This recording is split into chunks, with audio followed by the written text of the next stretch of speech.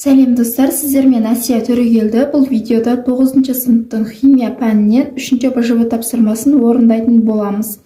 Бірінші тапсырма периодтық кестедегі бірінші топ элементтеріне литий, натрий, калий, рубидий элементтер жатады. Неліктен калий керосин ішінде сақталатындығын түсіндіріңіз. Себебі бізде сілтілік металдар, бұлар сілтілік металдар өте белсенді, олар жай күйінде адамның алақанында олар ұстаған кезде ауаның құрамындағы оттегімен өздігінен әрекеттесіп кетуі мүмкін. Сол себепті сілтілік металдарды керосиннің астында арнайы ыдыстарда сақтайды.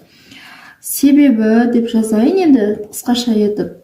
Себебі калий өте белсенді металл. Калий ауада өздігінен тұтанады.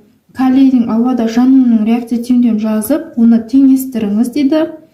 Калий плюс O2, бұл жерде оксид түзіледі. Калий 2O деген реакция түйіндеуін теңестіру үшін калий Оның алдына 2 қоямыз, және калийдің алдына 4 қоямыз. Калий сонымен қатар хлормен де өздігінен реакцияға түседі. Калий мен хлордың арасындағы реакция түйіндеуін жазыңыз. Калий плюс хлор 2, хлор бізде 2 атомнан тұрады, тең калий хлориді тұз бөлінеді. Реакция түйіндеуін теңестіру үшін калий хлоридінің алдына 2 қоямыз, және калийдің алдына 2 қоямыз. Сонда реакция түйіндеуі теңеседі. С бөлімі калий ыстық сумен әрекеттескенде калий гидроксидімен сутек газ түзіледі. Екінші топ элементінің бірі магний ыстық сумен әрекеттеседі ме?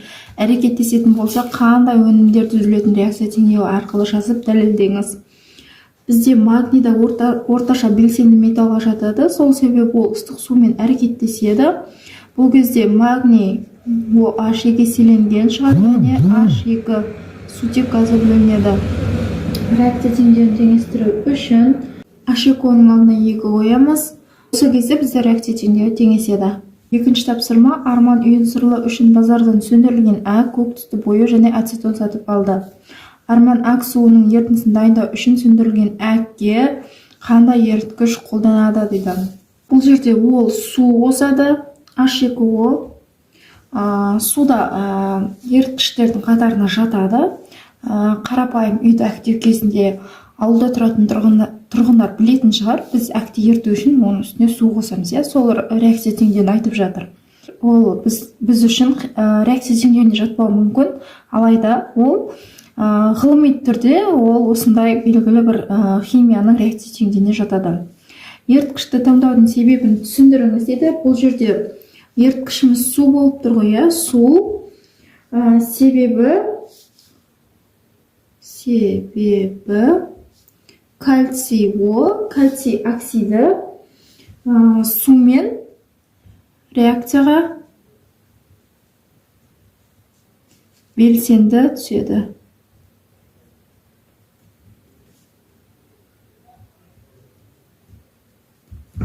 Бұл бөлімі кальций гидроксидінің кальций OH еселенген электролиттік диссоциация механизмін жазыңыз.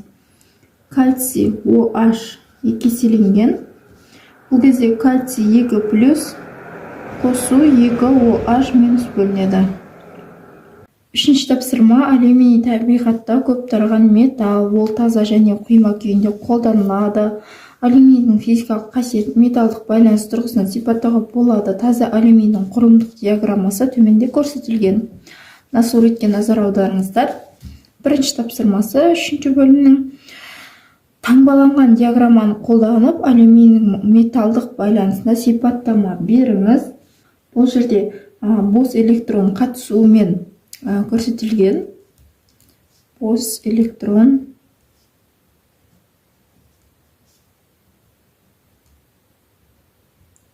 қатысуымен.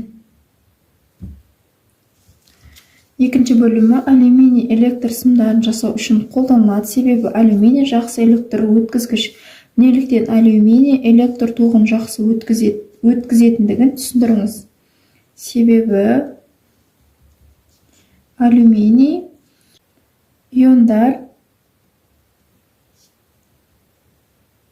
концентрациясына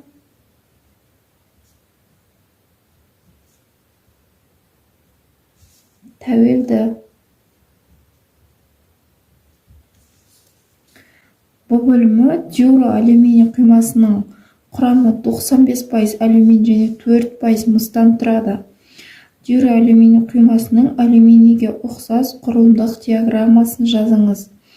Бұны жай ғана думалақ салып, 95% алюминий және 4% мыс деп жазып қойсаңыздар да болады. Сіздер кішкене үлкендеу салыңыздар, менде орын аз болғандықтан кішкентай ғана қылып салып жатырмын. Міне, 95% осынша деп болатын болсақ, мына жерге 95% алюминий дейінде 4%. Негізі мына жерге жазу керек қой, бұл жерге сыймайды, мен осылай жазсам 4% мыс купрум деп жазып қоямын. Келесі, неліктен таза алюминий жұмсақ және майысқақ болып келеді де дюроалюминий құймасы қатты және берік болып келетіндігін түсіндіріңіз. Бұл жерде заттардың құрамына байланысты болып келеді. Алюминий өзі өте жұмсақ, ал дюроалюминий қатты және берік болу себебі құрамында түрлі металдар бар. Қоспадан тұрады, яғни. Дюроалюминий,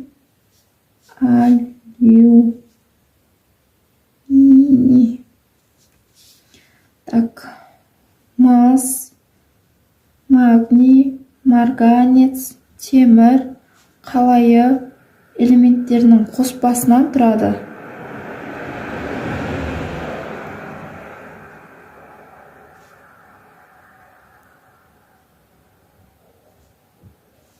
С бөлімі Павлодар алюминий зауытында жыл сайын алюминий кенінен шамамен 250 мың тоннада алюминий өндіріледі.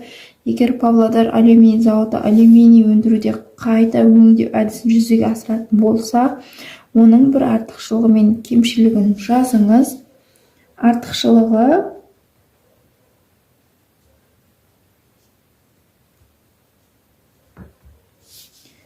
берік әрі жеңіл болады.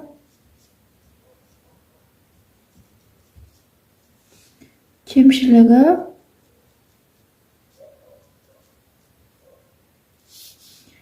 өте қатты.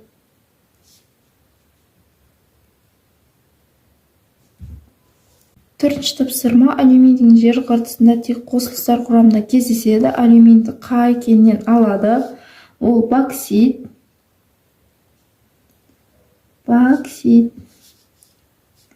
Яғни бізде ол оксид, алюминий 2O3 деген. Осыдан ыдыратып алады. Алюминийді алу үрдісінде криолит деп аталатын қоспа қосады. Алюминий өндіру кезінде криолиттің маңызы қандай? Бұл кезде таза алюминийді өндірісте алу.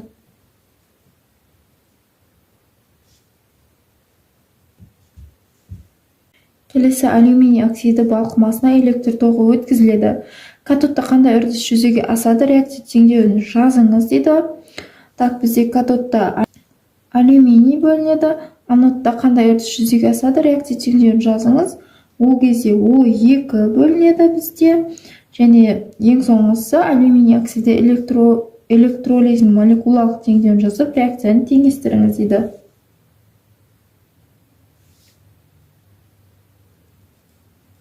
Алюминий 2O3,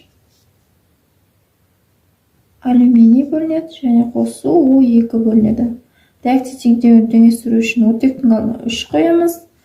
Және алюминийдің алдына 4, алюминий 2O3-тің алдына 2 қоямыз. Сонда реакция теңдеуі теңеседі. Достар, сонымен біздің видеомыз аяқталды. Менің каналыма жазылып, лайк басып, өз пікіріңізді қалдырыңыз. Қош сау болыңыз.